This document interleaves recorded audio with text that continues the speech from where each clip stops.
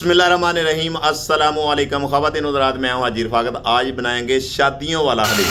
बहुत ही आसान तरीके से, बहुत ही मज़ेदार और घर में भी आसान तरीके से आप बना सकते हैं। और हमें किन किन चीज़ों की ज़रूरत है पूरी तवज्जो से देखें, मुकम्मल गाइड करने वाला आज इंशाल्लाह ताला इतनी मज़ेदार, इतनी ज़बरदस्त इंशाल्लाह ताला हलीम आपसे मैं शेयर करने वाला हूँ। और ये देखें कि एक मेरे पास देजका और 6 किलो मेरे पास दाल चना। इसको अच्छे तरीके से धो के मैंने कम से कम 2 घंटे के लिए इसको पानी में भिगो दिया।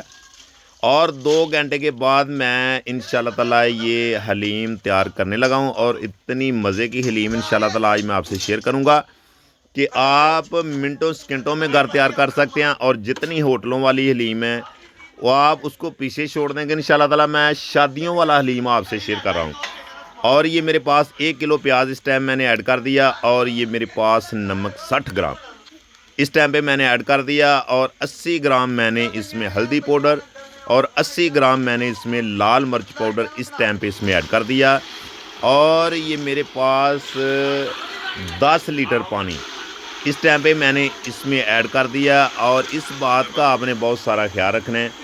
आप थोड़ी सी ग्रीन चिली, हरी मिर्च भी इस टाइम पे इसमें ऐड करके ऊपर से कवर करके हमने इसको करना है कुक। आपने बिल्कुल मीडियम फ्लेम पे इसको पकाते जाना है। और ये मेरे पास 1 किलो दाल चना और आधा किलो दाल मसूर टेस्ट के लिए, जायके के लिए, इसको टेस्टफुल बनाने के लिए मैंने इसमें ऐड किया। और ये मेरे पास चिकन 4 किलो इस टाइम पे मैंने इसमें ऐड कर दिया है। और बहुत ही सिंपल और सादे तरीके से इंशाल्लाह ये रेसिपी शेयर करने वाला हूँ। और 2 किलो घी इस टाइम पे इसमें ऐड कर देना है।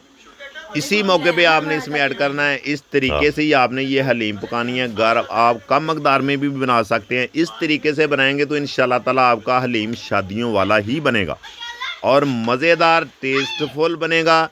और देखने में जितना खूबसूरत, खाने में उतना ही मज़ेदार, इंशाल्लाह ताला उंगलियां चाटने वाला ये हलीम बनेगा। बहुत ही ज़बरदस्त रेसिपी इंशाल्लाह शेयर कर रहा हूँ। और अब पकाना आपने इसको आहिस्ता आहिस्ता मीडियम फ्लेम पे पकाते जाना है।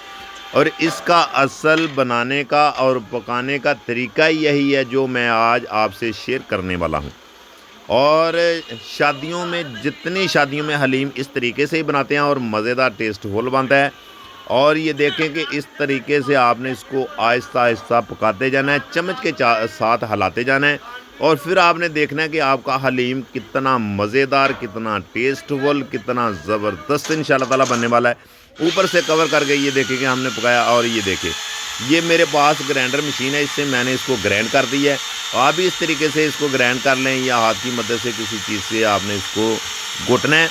और फिर आपका हलीम तैयार हो जाएगा। अगर हमारी रेसिपी आपको अच्छी लगी हो, पसंद आई हो, तो हमारे चैनल को सब्सक्राइब कर दिया करें, लाइक कर दिया करें, एक प्यारा सा कमेंट कर दिया करें।